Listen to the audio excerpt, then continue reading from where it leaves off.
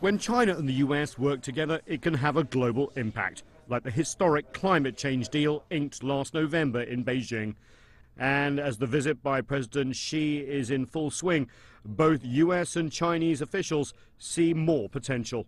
We can take our partnership global. We do share this responsibility.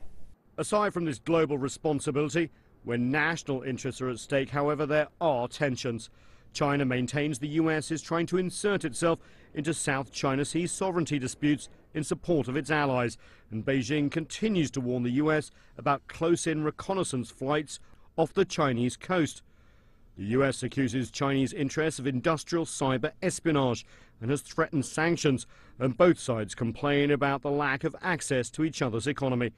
The disputes have led scholars in Beijing and Washington to talk of a potential tipping point in relations. I think one of the significant change maybe is the perception.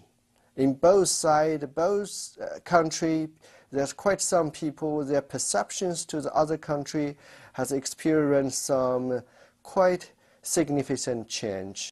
Differences between nations, of course, are normal, but given the unique interdependence between the US and China, managing and understanding those differences are a constant focus for both sides. The distrust is a major issue between the two sides. It's not so easy to change it. But I hope that the leaders of both sides could make efforts to trying to helping the other side to better understand their policies.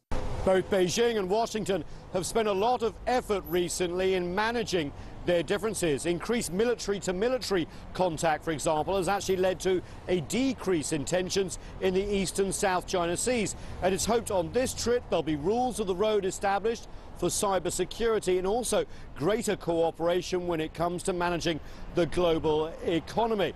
Both sides say that when it comes to disagreements, they actually agree that working together is the only way forward. Nathan King, CCTV, Washington.